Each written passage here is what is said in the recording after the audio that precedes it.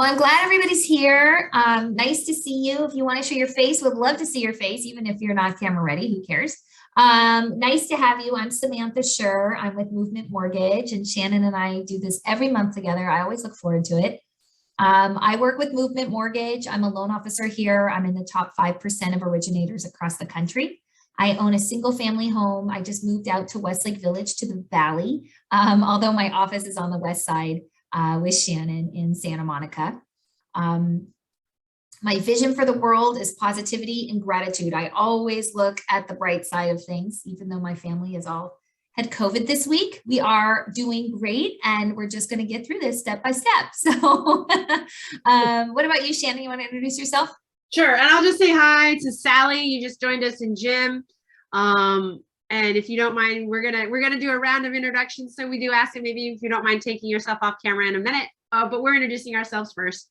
My name is Shannon Shue. I'm a real estate agent here in Los Angeles. I recently, last year, very grateful that I moved to the top 100 agents across the country in Keller Williams. There's 180,000 agents in this company. So very, very grateful. I own 12 units myself. I do invest in real estate. It's important that I practice what I preach. I'm in the process of buying my first commercial. I am buying a self-storage facility about an hour south of Lake Tahoe. So that will close next month. And most of my property that I own is here in the Los Angeles area. I love Vietnamese spring rolls, and my vision for the world is connection. And my new thing this year is to listen really deeply. All right, I'm just gonna let a few more folks in that are trickling in before we move on to the next slide. Just give me 1 second, Sam. You got it. Hey, Neil. Hey, Robert. And so go ahead, Sam. Okay, Hello. okay. All right. Hold on 1 second. I'm going to make this slideshow. Okay. So today we're going to cover what happened in the fourth quarter of 2022 for real estate, what's happening this year, what we expect to happen in real estate, and as far as mortgages, interest rates, loan programs, things like that. So that's what we're going to do today. This is open discussion. So if you guys have questions, just go ahead and you can stop us where we are, or at the very end, we'll also answer questions, or you can put it in the chat. But before we start on everything, we always like to just go around the room and get to know who's here. And if you want, Shannon, do you want to go ahead and start picking on people? Yeah, sure. So we just like to do this because we purposely like to keep these workshops small. So we try to cap it at around 12. We want it to be more than just like a seminar where you just hear some people talk. So we're going to go around the room, and if you don't mind, tell us your name, what do you do for work, and what you would like to learn today. We may not cover it, but that means we can cover it in a future workshop. Let's start with V.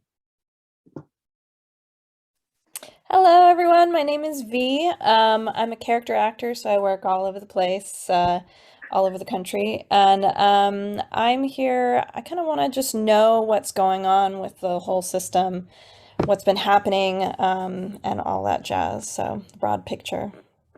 Fantastic. Okay. This is going to be a good one because we're going over predictions for 2022 in the real estate market. Love it. And me, I think we spoke before. I think Shannon put us in touch a couple of years ago. So it's nice to put a face with a name. Awesome. Jeff. Sure. Hi, I'm Jeff. I am a producer of corporate events, I guess would be the shortest way to put it. And I own my residence, have owned a residence, several of them over the course of the last 30 years.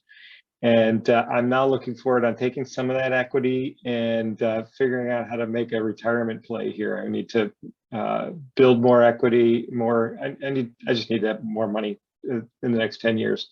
So I want to get ready for that and thinking of multifamily as a possible way to go. Fantastic. You've come to the right place, Jeff. I'm glad you're here. Jim. Hi, everybody. My name is Jim. I am an insurance producer, so I'm in sales and marketing in student health in the collegiate space. currently a homeowner here in Los Angeles. And Shannon, I actually met you at a listing in Culver City a couple of years ago before we bought our current place. So I've been on your email list and have been, eager to join one of these and reconnect for some time. So thank you for doing this. And yeah, my wife and I are just kind of looking at the future. We're in a small condo right now, looking to upgrade down the road and retain our unit as a rental, and just learn more about the investment space in real estate in the city in general. So eager to see what you guys have to say. Fantastic, Jim, and it's a pleasure to see you again. And You as well. yeah, absolutely glad that you joined us. And I love the idea of cash flowing your condo and then buying something else. That's how I started myself. So great. Robert. Hello, everyone. My name is Robert, and I've had a couple of different careers in my life. I was in education for quite a few years. Got into real estate business almost by accident. This is back in the early 80s. My dad was a contractor, and then I went and got my real estate license, and we started doing small development, 2 to 4 units, never anything over 4 units, because we got what they called conventional financing in those days. Built a lot around the Huntington Park, Bell Gardens area. Got out of real estate. I should say, yeah, I haven't been active. I would say, oh my gosh, it's probably 15 or more years. So I'm excited to hear what is going on now. Interested in potentially maybe buying another property, maybe in the LA area. I've got a family member I'm looking at to help her out. So whatever help we can get. And Shannon, the reason my wife and my daughter met you some years, I guess a year ago, and that's how I know you, because she says, you got to get on these webinars. I said, okay. So I'm excited to learn. I'm learning everything, trying to learn something every day. So thank you. Yeah, you're welcome, Robert. And I remember your wife and your daughter. Oh, okay. Yes. Yeah. So they told me to get on it today, so I have to listen to them. They're my boss. Okay. Oh, okay. And I'm excited. Yeah. So we'll definitely go your way when we're ready to do something. So. Yeah. Fantastic, Robert. Yeah. So good to see you. Thank you. Sally. Hi, everybody. I'm Sally. This is my first time here. So happy to be here. And let's see. Okay, what do I do? So I'm actually an accountant. I left my full-time job almost 6 months ago now, and looking to pursue like investing a little bit more aggressively. My husband and I have been investing for some time. We own a few properties outside of California. And yeah, so with the new year, I'm looking for that new investment for the year. So we've been trying to do like one investment a year. So here I am looking for that next opportunity. Thanks for having me. Fantastic, Sally. I'm on the same game plan. I try to do one new investment a year. So but Mindy. Hi. Let's see. I have done investing in the past. I'd say maybe 10 years ago, or between 5 and 10 years ago, we bought 3 properties in Pittsburgh, Pennsylvania. And I have my own home as well here in LA, and I'm just, I'm thinking about, doing the next step of investing in another property. And I'm also have been starting the process of maybe adding a rental unit to my home. So I'm kind of in that process as well, getting the plans together. I have the plans, I just have to now get some bids, and I've been sort of putting that off because of all the supply chain issues. But I'm hoping that maybe this will be a good year to do that. So, yeah. Thanks for coming, Mindy. Nice to see you. Yeah, nice to see you too, Mindy. We'll connect later. I know you called me. So I did. Yeah. I'll make an appointment. I have to do that. Okay. Yeah. Marietta? Oh, I'm sorry. It's Marita. Marietta. Anyway, Marita. Marita, got it. Yeah. And anyway, Marita is not around, so she asked me if I can make on this call, and yeah, I'm here. So I'm her assistant, and let me introduce her to you. She's a real estate agent for 20 years now, and she's a Keller Williams Realtor in Hays, Kansas. So yeah, and what do we want to learn for today is whatever is covered for this call. Got it. Okay. All right. Sounds good. I'm glad that she sent you. And I think I've met her through I think a Keller Williams focus group. So I'm glad to see you here. Rachel. Oh, tech difficulties. No worries, Rachel. Neil, you're our last one to kind of round us out.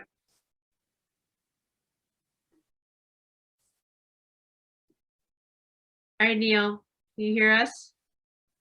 You have tech difficulties? Okay, Neil, we will circle back to you in the end. No worries. Yes. All right. So should we go forward, Shannon? We cover everybody? Yes, I think I got everybody, unless if you feel like I've skipped you, please raise your hand. So it seems like we have a lot of people on here who've purchased already. Maybe there's some that haven't purchased yet. But of all the reasons to buy homes, and it's already been mentioned on here, is, you know, it's a great retirement plan. I think that was mentioned already. In having the passive income, the appreciation, I mean, just from, as you guys might have noticed, from 2020 to 2021, we expected it just to be like single digit appreciation, and we had double digit appreciation again, closer to 20, even 30% in some areas of LA. Obviously, the tax benefits of owning a home, if you don't own a home yet, as your first property, you'll notice that you'll be able to get some great tax benefits versus just renting.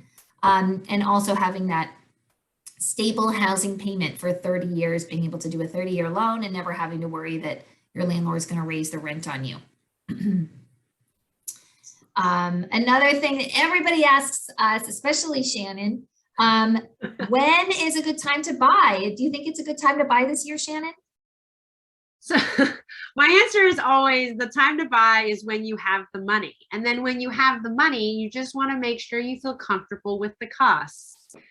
So there's no way to time the market. Timing the market is like timing a stock.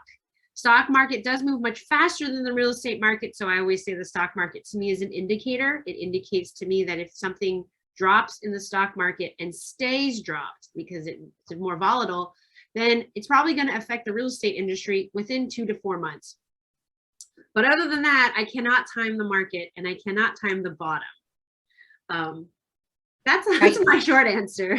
Exactly. I once heard it told as you can never catch a falling knife, right? You never know that it's hit its lowest until after the fact, right? It's not like, oh, today is the day, right? You only hear about it when it's in the news and you found out, oh, well, yeah, that was a good time to buy in 2010 because all the housing prices had declined quite a bit. And what a lot of people ask me is there going to be another huge drop in prices? And Shannon and I talk about this all the time. I think with all of the equity that people have in their homes right now, we just covered appreciation even in just 1 year. Also with the changes in lending from 2010, where buyers have to show that they actually do qualify for the loan, right? They have to show typically tax returns, not always, sometimes just bank statements, but they basically need to have a good, an underwriter review their whole loan scenario to make sure that they actually qualify. And what that's done is you'll see across the country, people have so much equity in their homes. The houses have appreciated, they put money down at the beginning. And if for some reason there is a shift in the market or any sort of decline, I think it's going to be quite a small correction. When that's going to happen, I don't know. But when you buy a house, it's for the long term, right? It's not to buy today and sell tomorrow. So that is my 2 cents on when to buy. What should you buy? There's all kinds of options to buy. You could buy a single family home. You could buy condo. You could buy multi-units. And just as was mentioned from one of you guys here on the call today, multi-units up to 4 units is something that I can cover at Movement Mortgage. If it's over 4 units, it's then considered commercial, in which case you would need to go to a commercial lender, and I can always refer you out. But most of what we talk about on all of our calls is 4 units and less. So Shannon, go ahead and share your crystal ball, why everybody came today. So this is what I believe is going to happen in 2022 when it comes to the prediction within the real estate. You are going to see and hear a lot of different people say a lot of different things, and like every real estate economist, professional, real estate agent, mortgage person, everyone has an opinion. This is generally what I see happening. The inventory is going to remain low throughout 2022. So when the supply is low and the demand, even if the demand comes down a little bit, meaning that buyers back off, we're still do not have enough properties to sell to the number of buyers that can afford one. So when we, and that's across the country, and you might think, well, you know, what about Los Angeles or what about California? It is very true for Los Angeles and very true for California. We still do not have enough homes or properties. And everybody who moved away during COVID, who've all said, oh, well, we're leaving California, we're going to move to Texas, whatever. It's still not enough people who have left. It's not enough. Yeah, we actually are on a building shortage. So we are supposed to be at about 180,000 new units per year in California that need to be, we need a permit pulled for them. So we can track permits, right? We can track permits across county to county. We don't have enough permits. We barely are at 110,000 permits per year. So that's 70,000 per year since the crash. So think about how much housing has not been built over the last 12 years. Actually 14 years since 2008. That is on the market, that's not on the market. So that tells you, to me, it tells me it's a building indicator that we don't have enough new housing. And then with first-time home buyers in today's market are at a disadvantage. And it's mostly because economically, a lot of people are trading up because of the pandemic. They're in a condo and they're like, oh, it's so small. We've realized we've only these 4 walls.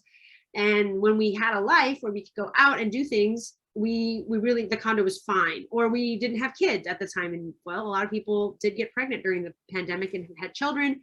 Either way, whatever it is about that condo, they want to buy up, right? So that's not a first-time home buyer. They're a second-time home buyer. First-time home buyers are competing against people with larger equity, larger downs, larger amount of money, because they are either selling their place or they saved during the pandemic and they had a lot of other things that kind of helped them.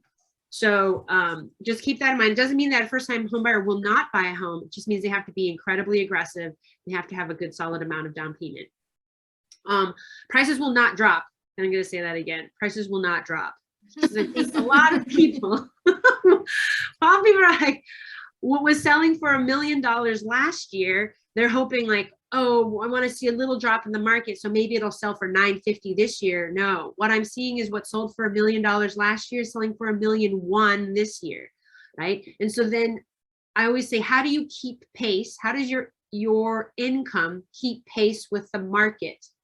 Okay, in order for the income to keep pace with the market, you would need to have a 10% increase in your salary from last year to this year. 10%. Or I talked to a guy yesterday who said, I don't want to buy Sam until I have 20%. And I said, okay, but it's taking you so long to get to the 20% down. And that same house, if you wait 6 months or even a year to buy that same house, you're going to have to keep saving. So instead of just being on that hamster wheel, right, between how much money you're making and how much money you're trying to save, there are options where you can put less than 20% down all day long, even for an investment property. So we'll definitely cover that later. But the whole point is prices are not dropping. So when is a good time to buy? Today, right? Now or when you have the money. When you have the money, but you don't have to have 20%. Yeah.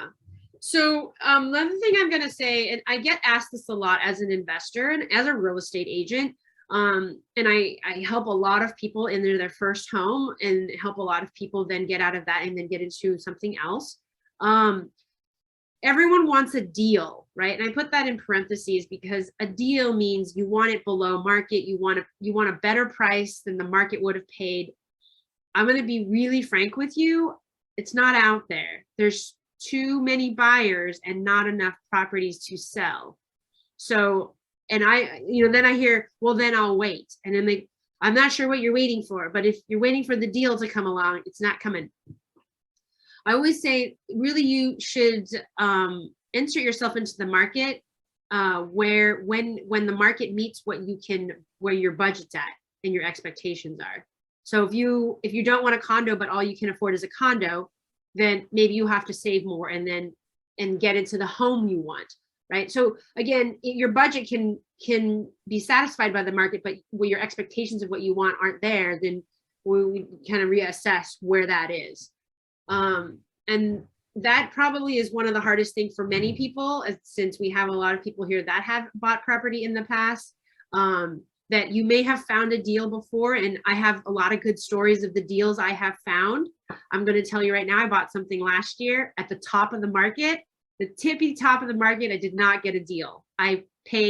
At best, I paid maybe 10 or 12,000 above what it was worth. It did appraise, but I'm like, this isn't worth this much, but it appraised. I'm like, okay, the bank likes it. We're fine. And it's probably gone up since you bought it anyway. It has. It's gone up. About Right? $20,000 since November when I closed. Wow. Yeah. Robert has a question. I just want to just echo what you're all saying. It's just so true. What you're saying is just, it's amazing. I mean, I'm thinking about my own experiences, and like, you're just kind of like, you put your foot in the water, then you back out, so to speak. And it's like, you got to get in when you can. I think the deal, if you get a property, you got a deal. That's the way I look at it, is you got a deal. That's really half the problem right now. I've had properties where I was upside down. There was a time when the economy, I thought, oh my goodness, I owe more on this property than I owe more than what it's worth. But the fact is, it's a structure. It's not like the stock market, like you were saying earlier. And over time, yeah, it evens out, even goes better. But it's just like taking that deep breath, and like you're all saying, and jump in when you can, because how many times we try to save the money, and inflation, properties keep going up, and my money, I can't save enough money. I got to get it right now. So I just had to say that. So thank you. Yeah, no, I appreciate that, Robert. You have years of wisdom. Thank you. You're absolutely right. I think what you said too, your deal is that you've got your offer accepted. That's the deal, right? And that's like, Shannon, on average, how many offers per property are we still seeing? And it's hard to track averages. So those are numbers that are hard to track because there's no way to collect that. Okay. Yeah, but I will say that when I'm in a multiple situation on most homes, on the condo side, it's usually in the single digits. So I'm usually under 10. On the single family home, I'm, as if it's well priced, I'm in the double digits. Yeah, just this week, I had a client, 23 other offers. Yeah. I'm planning to make an offer for some clients this coming weekend. I think she's going to get 25 to 30 offers. Yeah, we will lift our appraisal contingency. We are going to make up to a $200,000 appraisal shortfall if it is not appraised. We are offering in the end, we'll likely offer between $300,000 and $350,000 above the ask price. That's unreal. But my clients are like, we want it. I'm like, God, put your best foot forward. Yeah. Oh my gosh. Okay. So the one thing that I think the news is just now covering, and it's the third week of January, which happened on the first week of January, which was interest rates at the very beginning of this year jumped. Stock market did really well. So if you had money in stocks, good for you. But if you were looking to purchase a house, I had a lot of clients who were looking to purchase and in mid-December put everything on hold for the holidays. They came back in January, we checked rates and they were like, wait, what?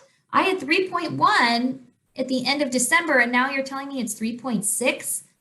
What happened? So the news is just now saying that rates are up. And actually now that they're finally covering it, rates are starting to improve a little bit. So the news is always a little bit behind, but just know that rates are super volatile. We'll cover more later, but they're already up this year. About 0.5% from last year.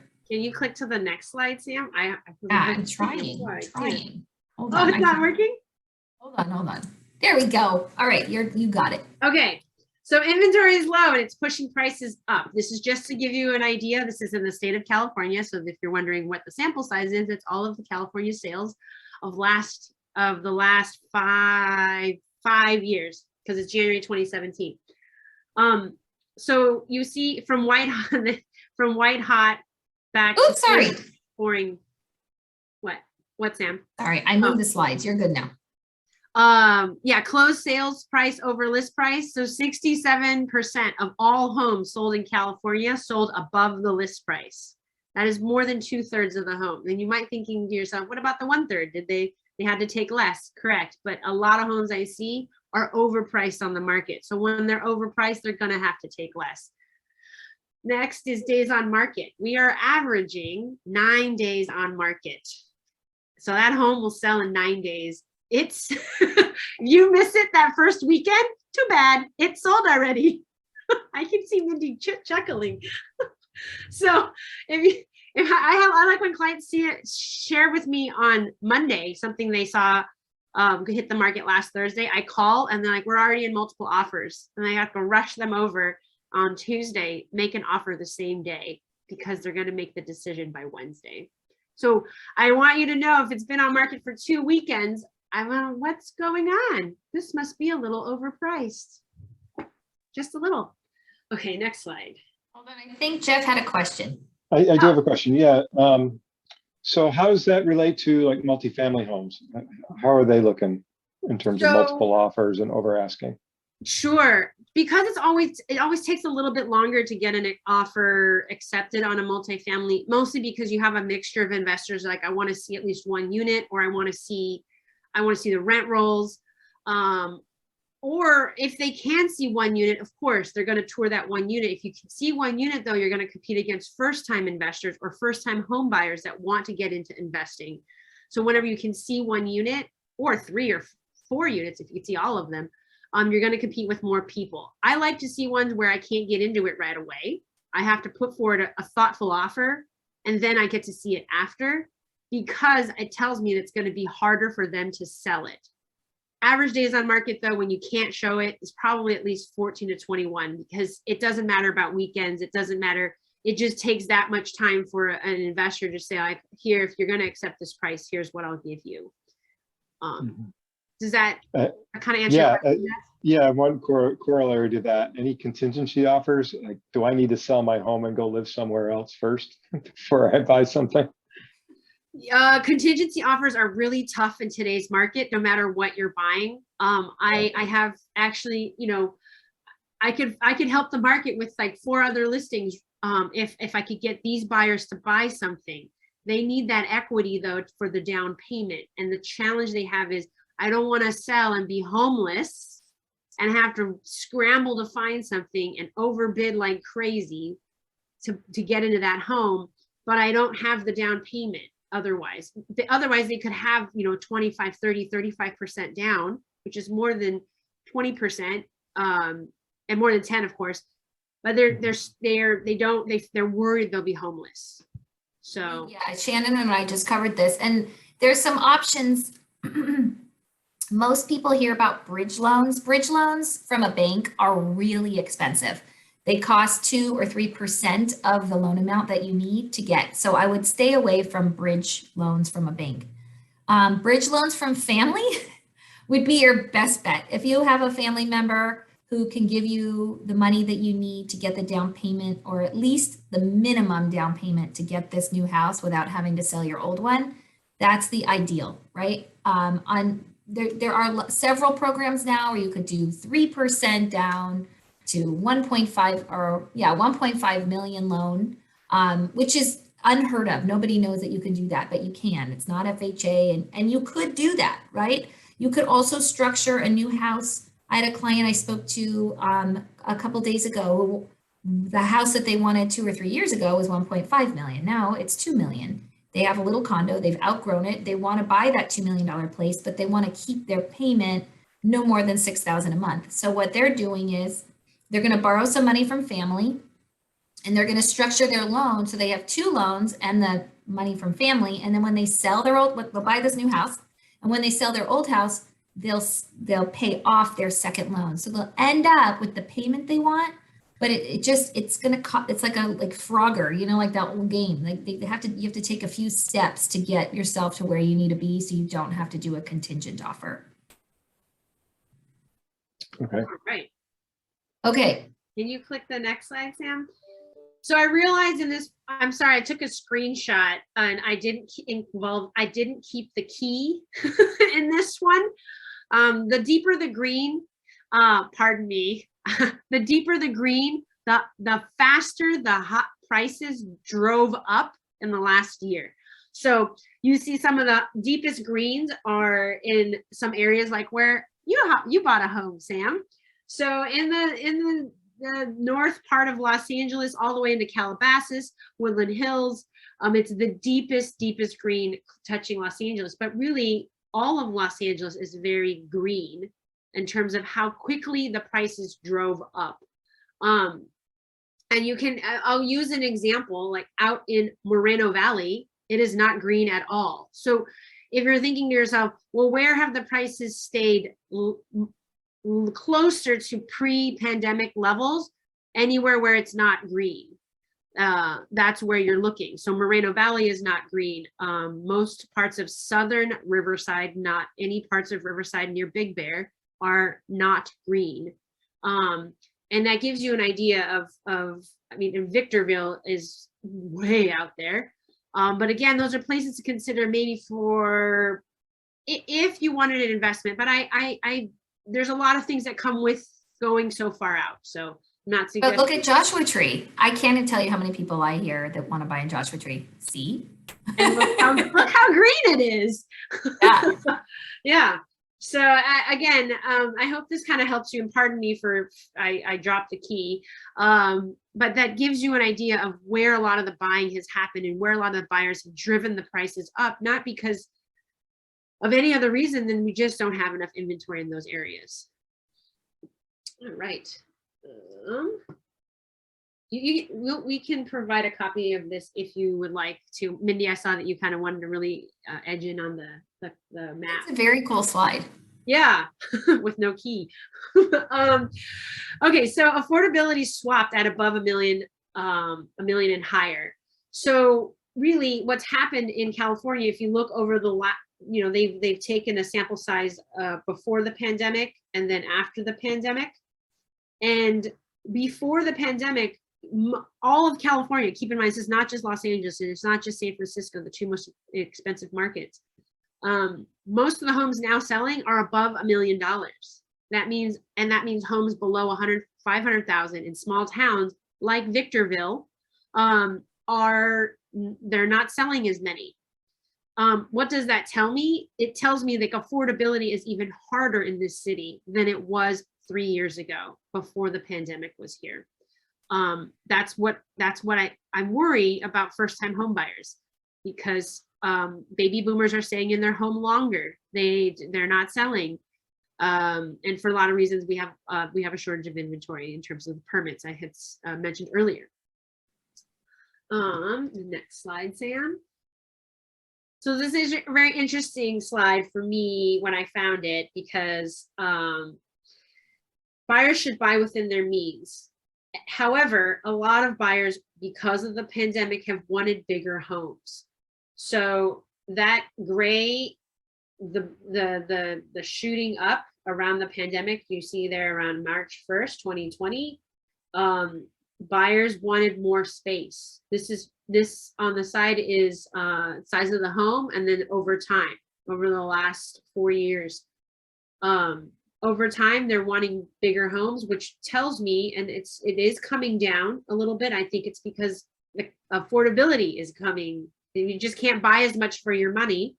We're coming back down and buying something smaller, but people did want more space because they were stuck at home. All right, this next slide is mind-blowing. Even Samantha and I went over this together, and we're like, oh wow. The percentage of buyers with 20% or more down payment, and I like this slide a lot because they compared it to 2006, which was an absolute wild West feel in terms of Great Recession. 23.9% of buyers had 20% or more. It's not even a quarter of them. Nowadays, we're at 33%, right? So that's significantly more buyers have 20% or more down payment. I think that a lot of buyers have saved a lot of money because of the pandemic. They're not traveling. They're not going out to eat as much. If they have families, they had to let their nanny go because they didn't want their nanny in their home. Then they had to bring their nanny back when things picked up. I mean, there's just a lot of things that have happened that has enabled people to save a lot of money. And these are people that would buy in today's market. I understand that there is a whole other group of people that aren't even in the market for real estate, and they are economically struggling. When we look at the percentage of buyers with 0 down payments back in the day in 2006, almost 41% of them were getting homes. In today's market, And you didn't have to qualify for your mortgage. you just, as Sam says, you just have to fog a mirror. Fog a mirror, get the loan. Yeah. That's impossible to find today. 2.7% are doing 0 down. That's probably every veteran out there that has looked for a loan, because it's the only 0 down payment program that I know that I'm actually seeing once in a while getting accepted. I could be wrong, Sam. There might be other. There's a handful. There's a few other programs if you're not a vet, but it's still very low. It's such a small percentage of the total sales in of last year and 2020, even 2020 and 2021. That's a big drop in your 0 down payment programs. I'll skip the ARM. I think ARM, as you can see, is just not a lot of ARM buyers. Some, but not many. I think it's going to come around though, Shannon, because interest rates are going up. Yeah. We'll talk about it a little bit more, but the other day when I had a client whose rate was 3.875 on a 5% down condo, owner occupied, we switched him from a 30-year loan to a 5/1 ARM, and his rate went down to 2.75, and it's an FHA loan versus a conventional. And it's even on FHA, it's saving him almost $500 a month by doing that. It's a $950 condo. And so I think if rates continue to tick up, the ARMs will get better. But I think they've gone down. The percentage has decreased quite a bit because 30-year rates became better than ARMs. The investors really didn't want to do ARMs, but I think they're going to be doing them again. Yeah. Well, and I will just, okay, one more thing I want to mention is, if anyone was wondering why we won't experience a crash like we did before, is because when you're giving out 0 down payment loans at 41% of all California loans in 2006, and then you wonder, oh, how many people are going to go get foreclosed on when the market crashes? How many people have no skin in the game when they lose their job and like, oh, whatever, I didn't put any money down anyway, just let the house go to foreclosure or short sale. That's 41% in just that 1 year. That doesn't include the years before or 2007, right after it. That's a lot of inventory that got bought by people that had no money. We're not going to see that. We're not going to, the loans were good. They weren't doing that many 0 down payment loans. So, okay, now I'm ready for the next slide, Sam. Okay. Okay, so I just wanted to give this food for thought. I didn't know where else to put this slide, but it grabbed me, and I'm like, oh, food for thought. Second home purchases, particularly because these very big cities like LA, everyone wanted, we'll answer your question in a minute, Jim. We wanted to buy a second, like a lot of my clients were buying in other markets. I ended up buying in Big Bear, and that's ranked #1. I did not buy a vacation rental home though. Most of my clients that were interested in buying in quote, other markets that are less expensive, Palm Springs, Joshua Tree, Big Bear, Lake Arrowhead, anything that's within a 3-hour drive of Los Angeles, Ventura, or Orange County, that's those second home markets experienced ridiculous growth. Big Bear doubled. I bought a triplex there for $700,000, and I could buy a triplex here almost for $700,000, depending on where I buy it. But I opted to buy it there because it was in great condition and is well cared for, but I definitely bought it at the very top of the market. It will cash flow. So I'm okay with that. I'm okay with buying at the top of the market if it cash flows. And then all of the other growth in other cities, like Arrowhead is on here, South Lake Tahoe, which is servicing a lot of the within 3-hour drive of the Bay Area. And you can see like Indian Wells, which is, not far from Coachella. These are examples of places that have experienced an extreme growth. And that's all. Question about down payment, Jim, do you want to ask that? Because Sam's up. Yeah, thank you. I just had a quick question. Do you find that there is a disadvantage when putting in an offer if you put down less? So I remember when we were buying our place, we fortunately saved up 20%. We didn't really consider putting down less than that. And from what I recall, our realtor essentially said, your offer would be more attractive with more down. I mean, do you put a lot of stock in that, or all things being equal, if the offers I think it's up to the listing agent and the seller. Yes. To me, the myth out there, and what a lot of listing agents think and sellers, is that if you put less down, the loan is more difficult to close. Mhm. And it's not. I know lots of people who only qualify for a 50% down loan because that's all their income will help them qualify for. Mhm. So if they have any sort of shortfall, if the underwriter isn't feeling good that day and is not feeling this buyer, they may not get it approved even at 50% down. So it doesn't necessarily mean that that buyer is any stronger than a buyer who's coming in with 3% down, who's very well qualified and has a very low debt ratio. So to me, it's not fair, right, to those buyers putting less down, but it's just what most listing agents see and sellers see is, oh, this person's putting more down, we want to take them. Right. But Shannon, I mean, at the end of the day, isn't it about what the seller's being offered? How much are they going to net? Yeah, I mean, I'm a believer in the fact that it's hard because I've represented buyers on that same side of the coin where they have a lower down, they're 5% down. And I tell them we have to show all of your cash, because if they only have 5% and that's all they have, and they're being asked to lift their loan contingency, if I were the listing agent, I would say, I don't know, this offer versus this offer, I would highly encourage you to take the higher down because they show more cash. And also I'm worried that they can't make up an appraisal shortfall, which they've competed on price, but can they close? So that's my main concern if I were on the listing side. If I'm representing the 5% buyer and I know we're going to get blown out of the water, I tell them in advance, I believe that this will not appraise for the price you want to offer, and you don't seem to have extra cash, or you don't want to use it for that, and I understand. So I don't know that this home will work out.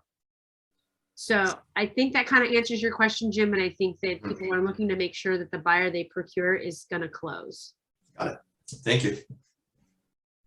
You're welcome. So to share with you guys to know just enough of what you need to know about lending for 2022, as we already covered, rates are up from the end of 2021.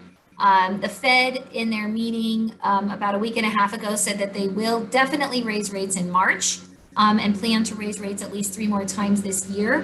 Why do they do this? Because they're trying to avoid high inflation. And if you look at the last 3 decades of Fed chairmen and chairwomen, that they that's a tool that the government has to try to reduce inflation. After they raise rates, then the inflation comes down, then rates come down again. That's typically the pattern of what happens. But when the Fed says, or you hear on the news that the Fed's going to raise rates, that doesn't mean that mortgage rates are going to go up in March. Mortgage rates have already risen, as you can see. They already build in sort of that Fed announcement as soon as it happens. So rates are already up. When the Fed raises rates, they usually raise them if you look at like any sort of trends in the Fed's interest rate of a prime. They usually increase it about 1/4 to 0.5% each time they raise it. And what does that affect? If you already have a home equity line of credit, your interest rate on that will go up immediately in March. If you have credit card debt, that credit card debt will increase immediately in March. Hasn't risen yet, but it will. Rates are expected to trend downward in the second half, but I put second quarter. In the second half. That's what happened last year as well in 2021. Does that mean that you should wait until the second half to buy? Maybe not, because even though you may have a little bit higher rate this half of the year, home prices will continue to rise, as Shannon explained. So you're going to end up with a higher payment anyway. I never, you know, 'cause I have clients all the time who come to me and say, but the rates are so much higher. Just 2 weeks ago, one guy didn't want to lock the rate in and maybe walk away from the house. And I said, but who knows where rates are going to be in a few months? You can't control that. We don't have any control over where rates are going to be from day to day or from month to month. I saw that this slide was interesting. If you have $1 million loan right now, where you're pre-approved for $1 million loan and the rate is 3.5%, as the rates increase, right, your purchasing power goes down. So if your lender said to you, okay, your max loan amount's $1 million, that means your payment is $44.90 a month based on a 3.5% interest rate.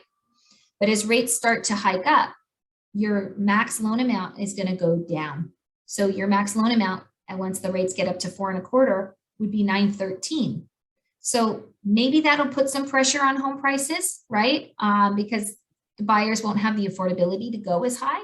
But as Shannon mentioned too, as the second time and third time home buyers have all of this money to spend, maybe it doesn't matter how high they can get approved for. This is really mostly for first time home buyers where we're really pushing your purchasing power as high as possible. But it's interesting to see what the cost of waiting could look like. The 2022 conforming loan limits have been announced. So it's $937,000 for LA County. For some of the other counties that are not high cost counties, that conforming loan amount goes down to it's actually 640. I'll adjust this when we send the slides out. But it's definitely higher than it had been in 2021 and in years previous. What this means is that you can put low down if you're a first time home buyer up to a purchase price of $1 million, right? And that's also why house prices continue to appreciate, right? Because these loan limits go up. 2 units, you can put 3.5% down as an owner occupied FHA loan, or 15% down if it's an investment property on 2 units. And then 3 and 4 units, whether it's a primary or an investment property, require 25% down. But you can see you can do a conventional loan up to those higher loan limits. 1.8 on a 4-unit property. It's a pretty great loan to be able to have some low interest rates to take advantage of. Just for those of you who haven't purchased yet, if you're looking for a low down payment program, I approve clients and their offers get accepted all the time with low down. So 3.5% up to 1.5 million is a new program we just announced late last year. 5% down up to 1.75 million. These are great options for people who might have money in the bank, but they just don't want to part with it. Maybe they've always put their money in their 401k and they really don't want to take it out. And so they just aren't always so cash heavy in their checking and savings or mutual funds. So it's a great option for them looking to buy a house with low down. This is just for primary residences though. So what do you do first? The first thing you should do is speak to your favorite lender. You get pre-approved. And then once you have that pre-approval letter, you can go shopping with your realtor. A lot of times lending guidelines change and things happen. So you always want to make sure you're continuing to check in with your lender. And then when you're working with your realtor that you've been pre-approved, because most of the time a realtor won't work with you until the lender has done all of their due diligence to make sure that buyer can qualify for that amount. If you're looking for a roundabout figure for what you qualify for, I always show this slide on our calls. If you make $60,000 a year, that's about $5,000 a month. And a lender can approve you up to about 50% of your income. So if you're making $5,000 a month, that's $2,500 payment maximum, assuming you have no other debt. If you were to buy a $400,000 condo, let's say for 5% down, you could qualify for something like that.